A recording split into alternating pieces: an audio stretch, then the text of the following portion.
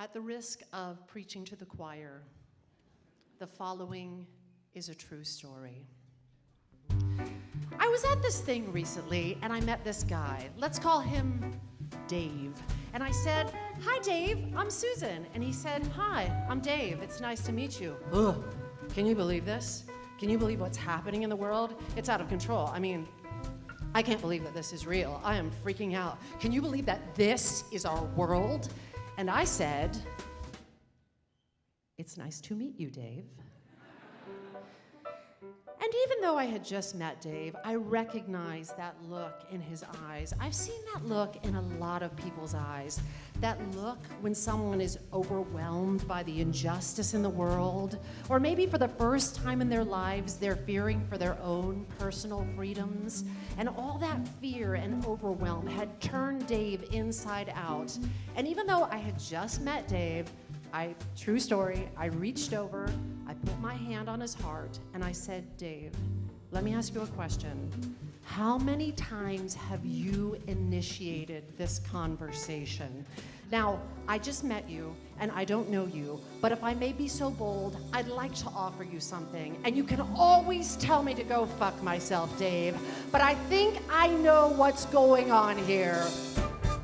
You're addicted to this conversation, addicted to the shitty swirl. You talk and talk until you're blue, and then you stew and stew and stew and stew. But I swear there's other options.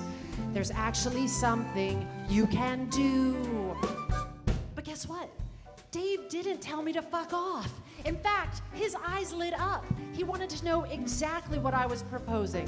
So I shared with him a little formula that my meditation teacher, Emily Fletcher, hi Emily, actually shared with me round about, I don't know, November 9th, when I was freaking the fuck out like our good friend Dave.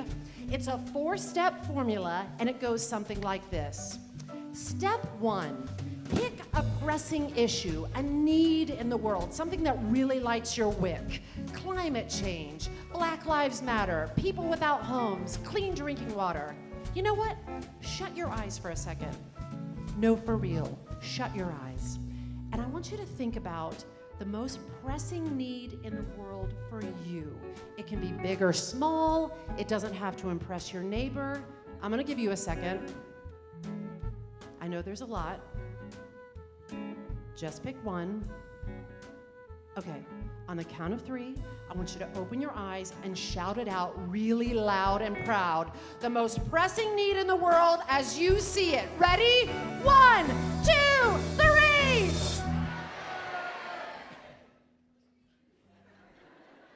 Beautiful. Now, step 2. This is super important. You have to absolve yourself of the responsibility for the millions of other issues on the planet. Yes, be informed, but if you're not gonna do something about a particular issue, don't get trapped in thinking that you have to have a solution for every crisis or a response to every presidential tweet. It will only spin your wheels and wear you out, like our good friend, Freaked Out Dave. Remember Dave? Step 3. I want you to ask yourself, what are my unique gifts and talents? I bet you've got a lot of them. You know what?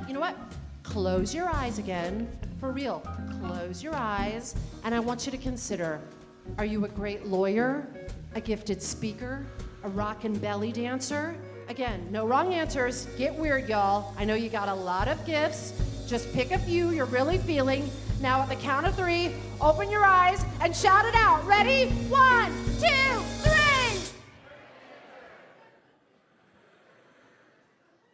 You magnificent weirdos. You inspire me.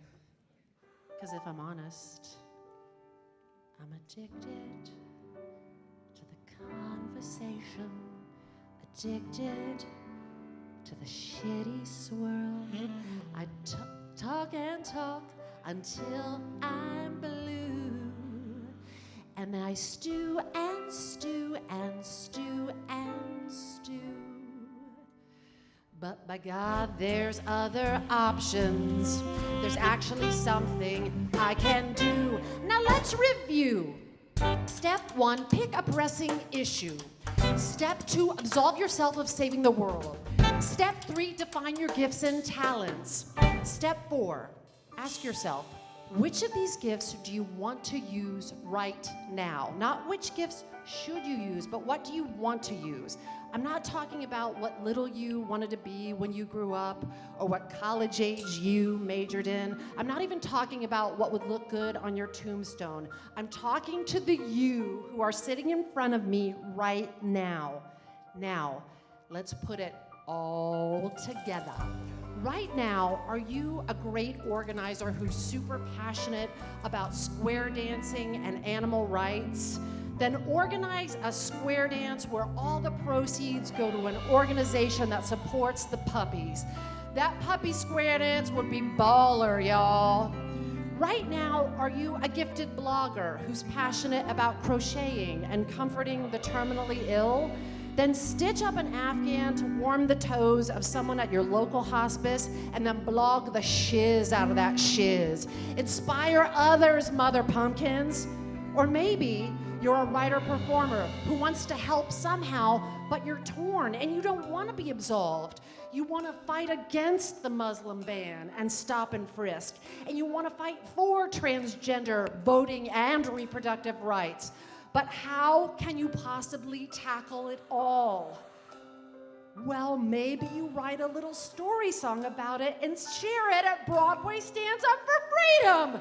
You guys, look at how many ways I'm making the world a better place just by supporting the ACLU and the NYCLU. And that is the magical, tricky part. Like I told my friend Dave, there is no one busier or lazier than me. But if you want to change the way you feel right now, you're gonna have to do something. Get unaddicted to the conversation, unaddicted to the shitty swirl. Don't talk and talk until you're blue, or stew and stew and stew and stew. We know there's other options, right? There's so many somethings we can do. Now let's review. 1, Issue 2, absolve 3, gifts 4, right now. serve a homeless man a stew. Adopt a rescue dog named Blue. Rid the earth of toxic goo. Tell your reps a thing or two. Unendanger other new.